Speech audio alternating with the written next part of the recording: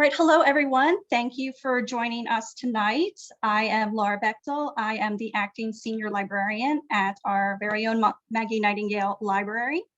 And I am excited to go over with you the resources that we have through our Montgomery County Public Library system for you to use as you conduct your genealogy and family history searches. So as we search family histories, there could be many reasons why we are, starting down that path, whether it's something that, there's a family story that you're interested in finding out a little bit more about. Are you looking to register for the Daughters of the American Revolution? Are you trying to track down that family history? Or is it just to capture those stories that you are aware of, but you want to pass down to a future generation? So there are many reasons why we conduct genealogy and family history research, and it is addicting, I will say. As someone who has worked with her own mother on tracking down the family history, it has been something that I've taken a real interest in. So as I joined Montgomery County Public Library Systems, I wanted to see what resources are available here in our community. But first, before I jump into the resources that we do have available, I want to share a couple tips that I've learned, some of them the hard way, as I've done my family history research. One, decide what you want to find. Having that goal of, I am looking to find out about my family member who lived in Baltimore, or I want to know more about my great uncle. Having a narrowed, or at least a focus topic to start on will really help you in your research. By setting this goal, you stay focused on what you're looking for, and you'll find that your research is more productive. Number two, explore what you already have. Talk to your family members, look through old photo albums, look through old letters that might be sitting in a chest somewhere at home, because they can provide some of that starting information that you can use as you conduct your family history research. Number three, don't get hung up on the spelling. As someone with an interesting last name, Bechtel, I have found it spelled 5 different ways, at least, in one search. It might be that as someone was transcribing down the resources that you're looking through, they heard something and weren't quite sure about the spelling, so they wrote down what they heard. Or penmanship might get lost, it might not be the best. And as the items are digitized, a K might turn into an H, and an H might turn into an IL. You don't know what will happen. So don't get too stuck on spellings. You can either use initials, or another thing to do is write out your name and look and say, okay, what could this letter also be, transcribed as? And finally, log your research, both what you find and what you don't find, because you don't want to end up going back and looking for, oh, I knew this family member, I saw this information, but I can't find it again. Or if you're not sure if you've used a database before as well, you don't want to go back and search for something that you didn't find in a database you've already touched. Now, you don't need any fancy software to do this. Even having a spiral notebook as you write down what you find, that will help you in your research. So with those tips, I am going to start sharing my screen, and I will walk you through the various resources that we have through Montgomery County Public Libraries and touch base on those. So one moment, please.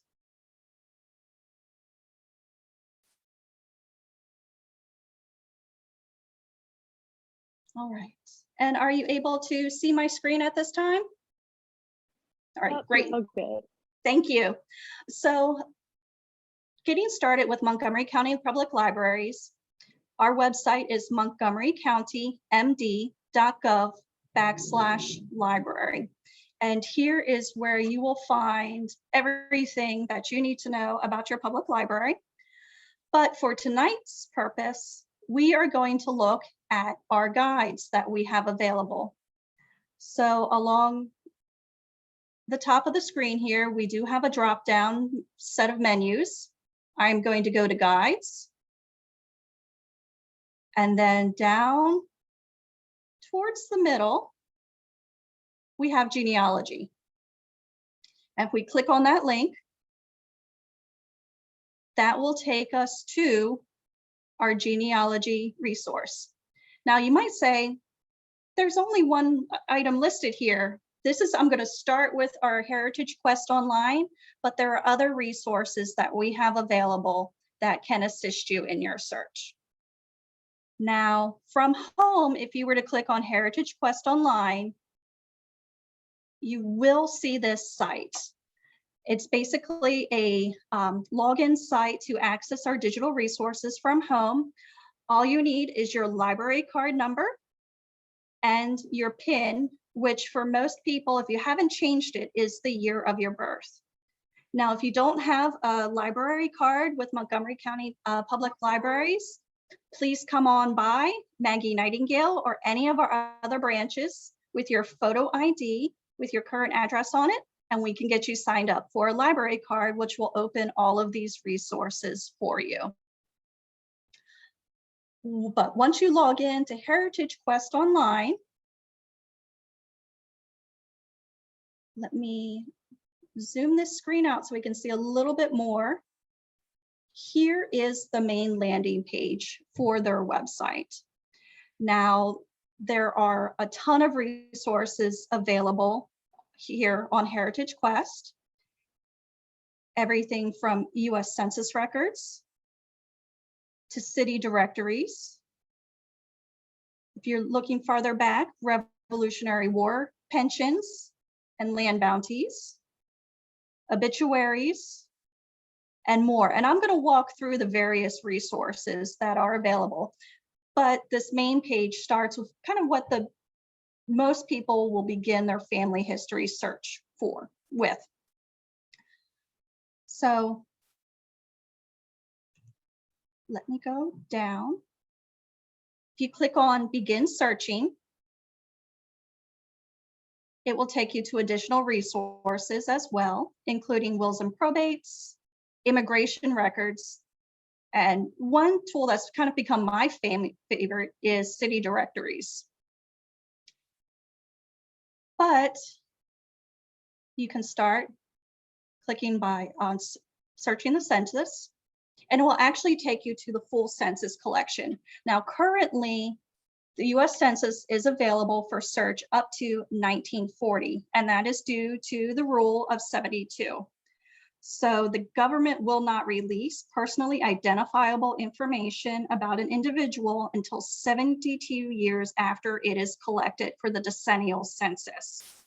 So right now, like I said, 1940 is our most recent census available. But the 1950 census will become available starting April of 2022. So once you start a census record, and I'll be going through all the different resources. So if there's something I haven't touched on yet, I'll get back to that one. You can start by entering what information you know. So I have a ancestor, Julius Lubking. I know that he lived in Baltimore. I know his name. So I can start with a very broad search. I know he lived in Baltimore, Maryland. And that he had a son named Edward. And I can go and search.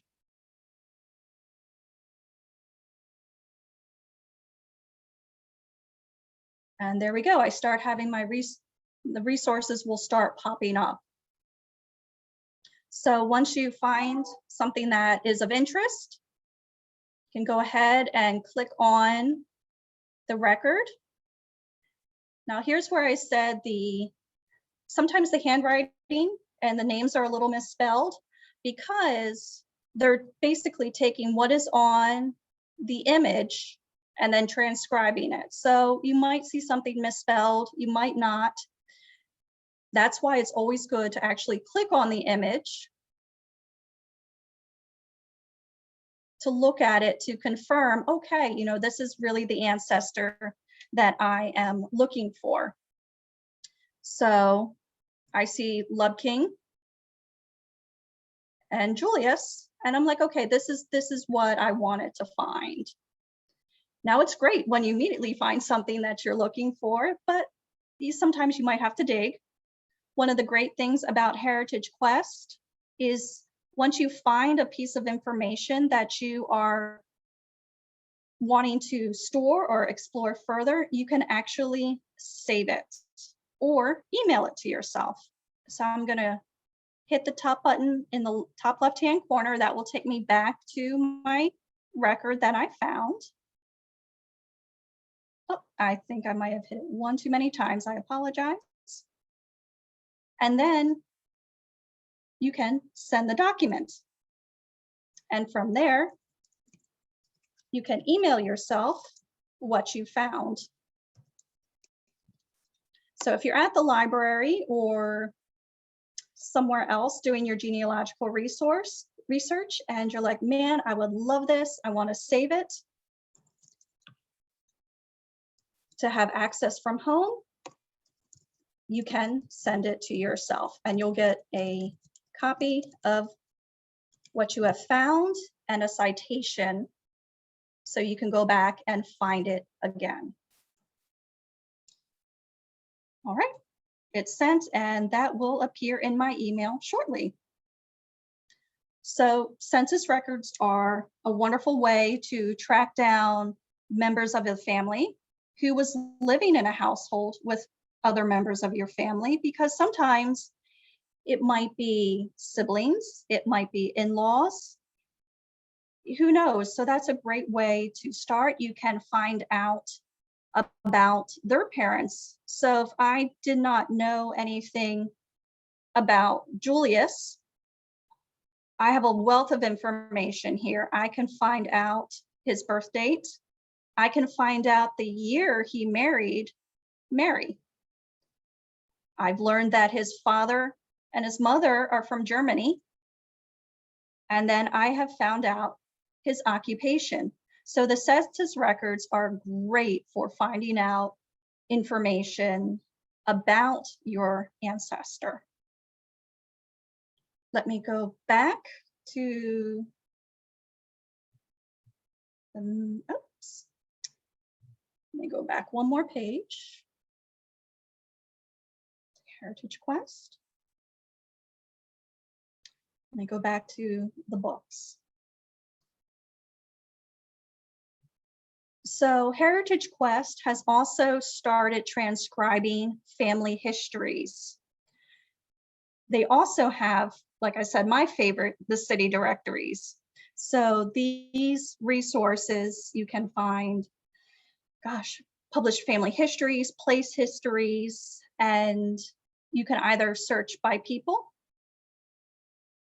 You can look at the list of publications that have been transcribed up into family history, Heritage Quest. So I wanted to see if there were any family histories about Rockville or any books on the history of Rockville. I can go ahead and type in Rockville.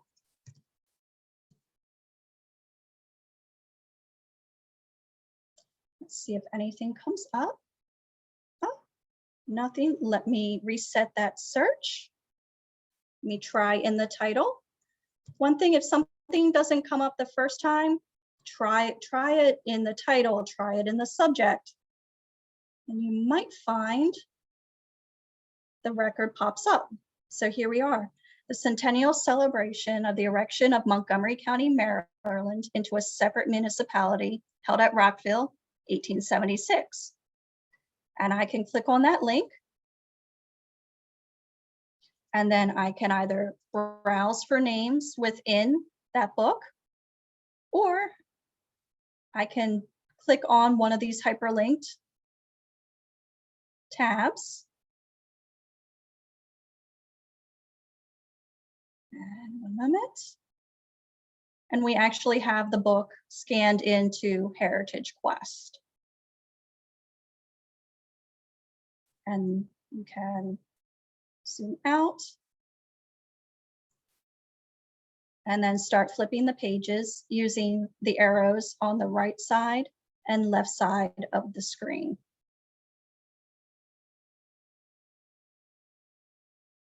And you can read through what is now been digitized for us to peruse. Let me go back.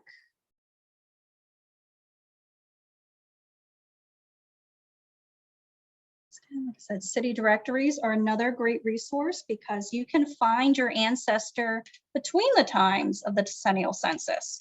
It's great. We know somebody lived in Baltimore or in Montgomery County, wherever your family is from in 1910, 1920, 1930, and 1940. But what happened in between those years? Who was living in the house at that time? Did they move sometime between that 1930 and 1940 census? So you can kind of track your family members at a more granulated level. Your directory, the city directories, also include street names and maps. You can find information about churches, clerics, and cemeteries that were in the area near where your family member lived, because then you can go and say, okay, well, here was the church near to where my great-grandfather lived. Perhaps that church might have some records of the parishioners. So you can then start exploring, reaching out to other organizations, other churches outside of the library. You can also find information about businesses your ancestor may have owned, whether it was out of the house or if they had another separate freestanding location where the family business was located. And then you can start tracking down more information that way. So there's a lot of additional information found in city directories beyond just names and addresses. Let's see, Heritage Quest will also have wills and probates. They are great resources because they can provide information on your family where other records may not exist. They might have details on birth dates, marriages, and death dates that are not found elsewhere. And you can also gather information about people and properties that might not be related to your family, but were important to your family members as well. Who was the executor of the estate? Was it a family member or was it somebody else that had close family ties? And you can start finding more information that way. Let me go down. So Heritage Quest only has Revolutionary War pensions at this time that we can search. But if you're going back farther into your family history, that is a great resource. Immigration records are available. Let me pull up here. Now there's a limited number of immigration records available. So for me, I was looking for family history for Lubkings who came over from Germany, but right now, the departure lists are only for 1904 to 1914. However, it's another resource that is available to find out about your family's arrival here in the United States. Let me go back.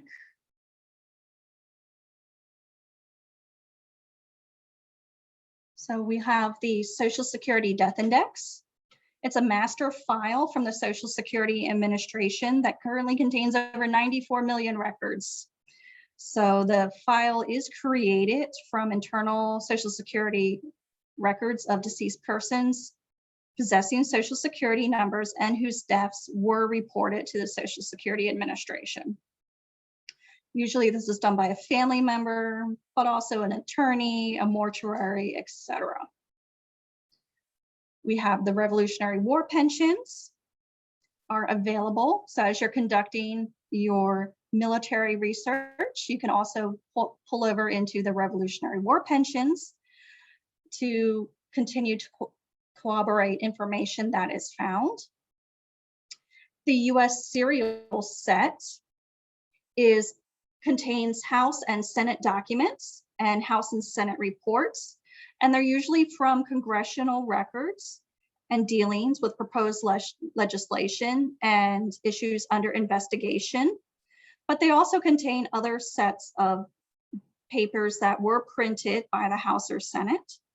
So it could include a variety of topics, including reports of executive departments and independent organizations, reports of special investigations made by Congress, and annual reports of non-governmental organizations. Now, a question was raised about the Freedmen's Bank. So let me pull over. So the Freedmen's Savings and Trust Company was incorporated in 1865 by an act signed by President Lincoln. And the purpose of the company was to create an institution where former slaves and their dependents could place their money. The original bank was headquartered first in New York and later moved to Washington, D.C. And shortly thereafter, branches were opened in other cities, primarily in the South. Eventually, there were 37 branches in over 17 states with approximately 70,000 depositors over the bank's lifetime. So this is a great resource if you are searching your African-American ancestors. And you, excuse me. So you can either search names or they have imaged the roles of the bank. From my film, let me go forward here.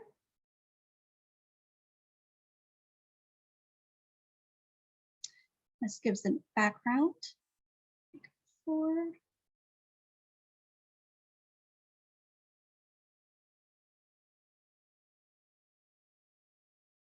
Jump forward, I'm sorry about that.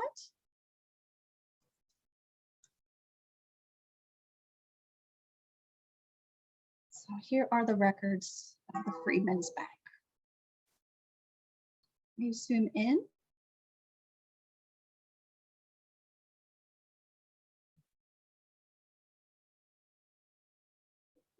So Henry Hamilton, his date of application was November 16th, 1864. Lists his regiment and company, the place of his birth. Looks like I said, this is where the handwriting gets a little, you have to, take a look. It looks like Huntsville, Alabama. And then his residency and then occupation. So a lot of information can be found here. Let me go back.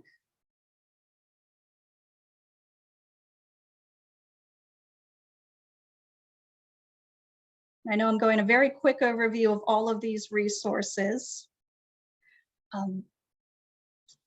The final out of Heritage Quest I would like to highlight is they have partnered with Find a Grave, and don't know how many of you are familiar with Find a Grave, but it is a virtual cemetery experience, and there are images of grave markers from around the world, as well as photos and on occasion biographies and obituaries. Now this is an entirely volunteer-run database where you can search for your family members.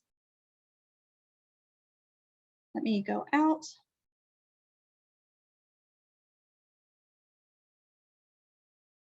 So I'll go back to Julius. No, we passed here in Baltimore.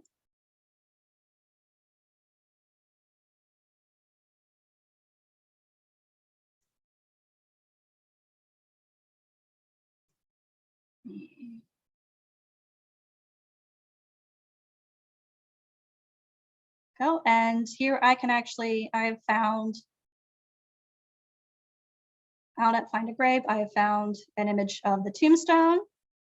It lists relatives. Now it also lists his parents and then also his children as well. So this is another great resource to use. So that kind of wraps up the Heritage Quest portion.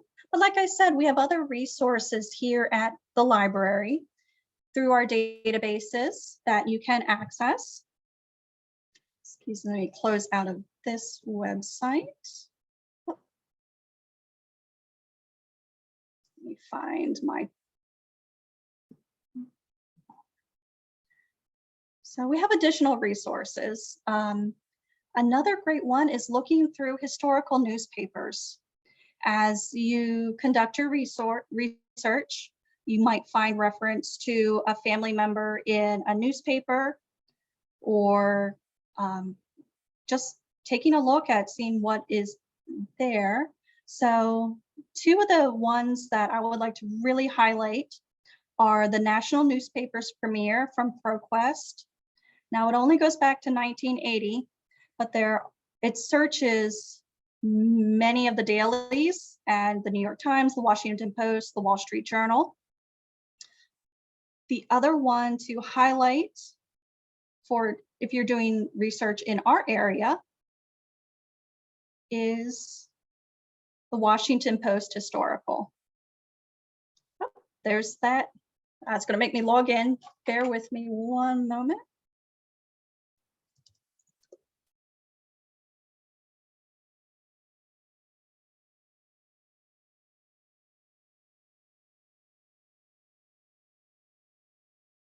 Go ahead. And then you can search family names, you can search locations. I want to find a family member. One thing I've learned in searching this is using quotations that will make sure as you do your search on ProQuest in the Washington Post or the newspaper's Premiere, it's a limiter, so it makes the newspaper search for that phrase specifically. So I can do that, or let me search another family member. And then I can say, okay, I've got three references that are pulled up. And then I can click on the link.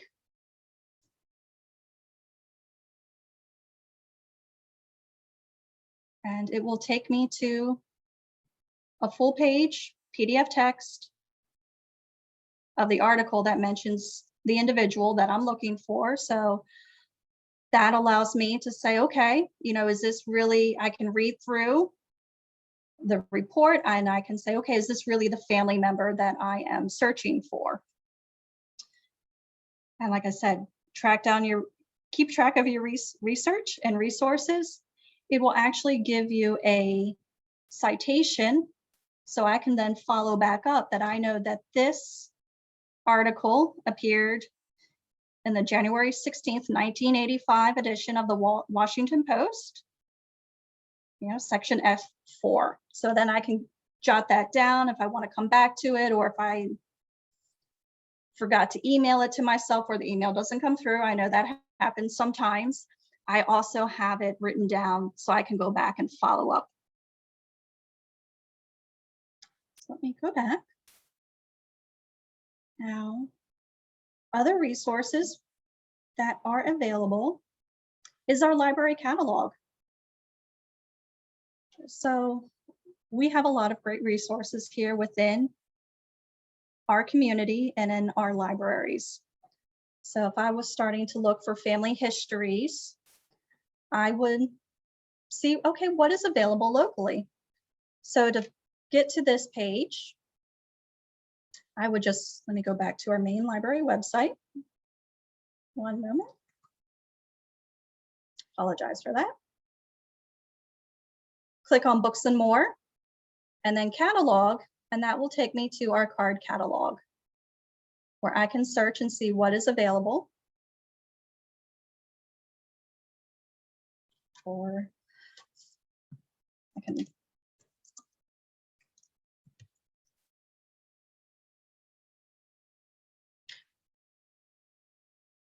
So this is a great resource if you're looking for ideas on how to get started on your research on genealogy, but also you can see what is available. We have bibliographies of family histories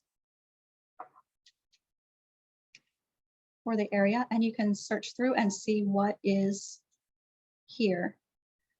If you have a family name that you're looking for, our card catalog also links out to the Historical Society's James C. Sween Research Library and Special Collections, so you can find out what is available through Montgomery history. If there is something that is not local, let me pull off of that. We also can see if another library within the US will lend it to us through our Marina and interlibrary loan programs.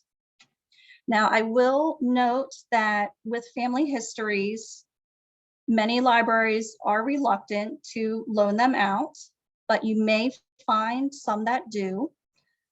If they do, it might be that you have to use it at a specific library, whether it's your home branch, whether it's Maggie Nightingale, Quince Orchard, Germantown, or down at Rockville. The Marina program is free to borrow. Interlibrary loan, you can set a limit on how much you are willing to pay for an item to be shipped to the library, but many libraries will do it for free. But so if there is a family history in a library located in Texas, which is where I actually just came back to Maryland from, you can see if they will lend it via interlibrary loan. If not, another great tip is to see if that library will copy or scan in the pages that you're looking for in that family history, as they are rare items. And sometimes they're the only copy that is published. Like I said, libraries are more reluctant to lend out a family history, but you can see many of us are very happy to scan in the pages. We'll need a little bit of information on what specific pages that you are looking for. But because it can't be sent, but we want to help you with your research, they will provide a PDF copy or scanned photocopied pages for your research. Now, microfilm and microfiche are also still very much in use when conducting family histories. We do have a microfilm reader. It is at the Rockville Library, and they can only be used at that. Any microfilm or microfiche that are sent in need to be used at that location. So hopefully I have gone over everything for you to help you get started on your research. Apologize, that question didn't come out. I didn't come out quite right. So those are the resources that we have available here with Montgomery County Public Libraries. Hopefully I've touched upon stuff that you may not have known that we have here in our system, or answered any questions that you may have, but I am going to open it up now for questions. I see one question in the chat that says, are there any Rockville city directories available online or at the library? You know what? That is a very good question. Let's do a quick search. So like I said, we can search our card catalog.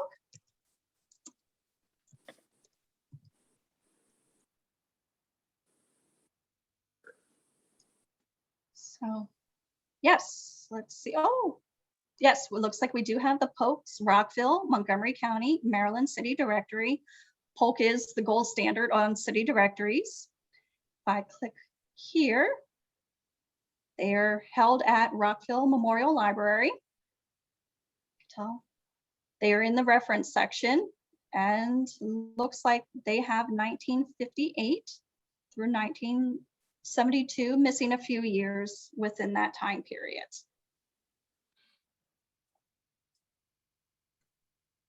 Now for Heritage Quest, let me see if they have Rockville.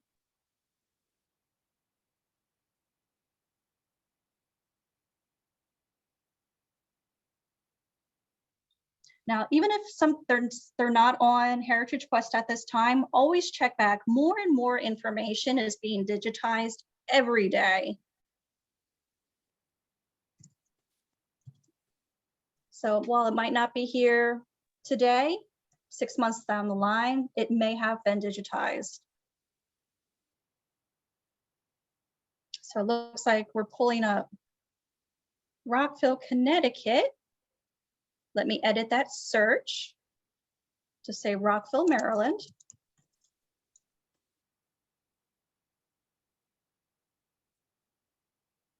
All right. I'm going to click on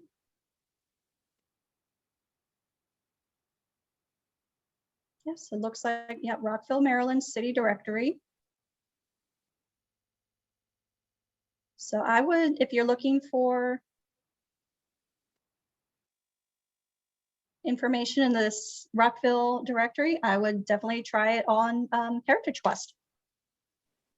Do you know if there's a local Poolsville section at the Maggie Nightingale Library? We do have a small section here of local history. It is called out in our in our reference collection, and staff would be happy to help you locate what we have.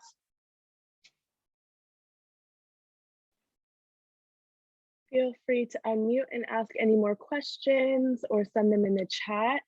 I was wondering, in your own research into your family genealogy, what was your favorite or most interesting discovery that you've made? The most interesting discovery is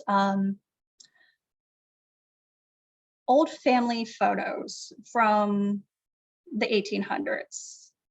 And it was interesting in that you could actually see the family features being passed down, where relative Sarah, you put me back 100 years and I could probably have been her twin. So it's very interesting to see how those family features have traveled forward. So that's probably been one of the most interesting that I have found, is the old photographs.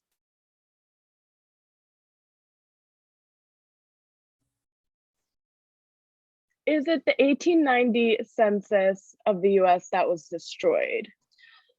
Oh, you know what? You've asked me a question that I actually have to do a little research on.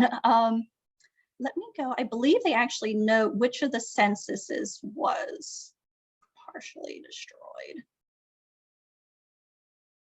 And they have that information. They do note if there's any incomplete data, and yes, it was the 1890. So they note that they only have a fragment. That's interesting. I had actually never heard of that. So there was a fire? I know. The one I'm more interested, I'm more familiarity with is a lot of the records from Baltimore have burned in the Baltimore fire. So sometimes it makes it a little difficult for my family to do our research.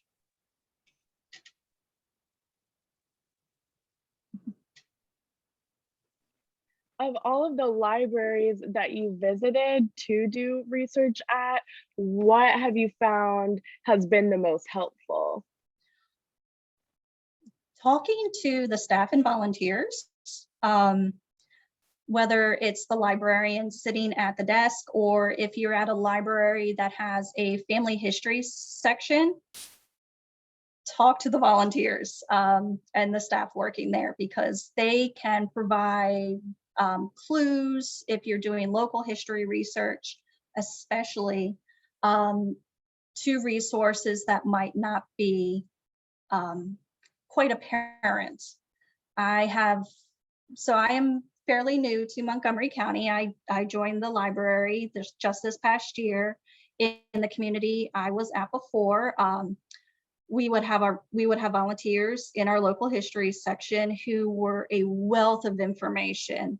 So talking to people, I think, is probably the best thing you can do when you go to do your research at a library or history center. When you go to talk to a volunteer, what kind of information is it helpful to already have on hand so that you can find further research? I would say bring what you have, names, locations that your family member has lived, and any dates associated. It doesn't have to be an exact birth date, death date. A lot of the resources now will search on more general terms. You can then narrow it down, but you can say, okay, I know within plus or minus 5 years that this is when my family member was born or when they passed, or I know that at some point they lived in this town or community. A lot of these volunteers are detectives. I mean, they know how to hunt down information. So whatever you can provide them is great, but you'll be amazed at what they can find. Something else that's challenging is the counties through the years actually changed. So Montgomery County, for example, used to be Prince George's County way back. And then Frederick County got formed, and then Montgomery County got formed from, I think, a part of Frederick and a part of PG. So you could have, like on your censuses, you could actually have a relative who looks like they moved around and they never actually moved. The jurisdictions were the boundaries were reset, which is kind of neat, but it's frustrating sometimes too. What's really neat, and I'm glad you mentioned that, is Heritage Quest actually has the maps. So at the very top, under maps, you can see how the counties have changed over time. Oh, cool. So as you click on Maryland, you can look through from 1790 and watch. It has the current lines, but then you see, okay, Allegheny, Frederick, and you can watch how the counties have changed. Oh, that's neat. Over time to where they are these days. So that, I'm glad you mentioned that, because that was something that was pretty fascinating for me as I was looking through our resources. Yeah, that's a really nice feature. I see a question in the chat that says, what tab did you use to retrieve ProQuest? Sure. So let me show you. Let me go back to our main. I'm going to start from the very top. So I'll just start. So guides. You can either go to all online resources or locate magazines and newspapers. I'll click on locate magazines and newspapers. Oh, that's a different, that link changed. All right, let me go back to all online resources. Magazines and newspapers. And then for ProQuest, I would start with National Newspapers Premier from ProQuest.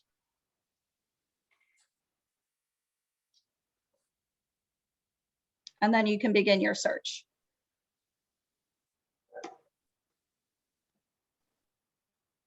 The next question I see in the chat says, is the Sween Library a special collection of Black history?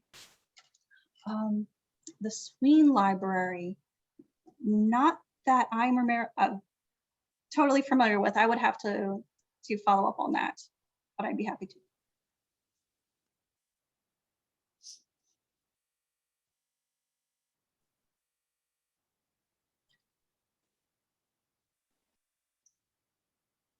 Any more questions?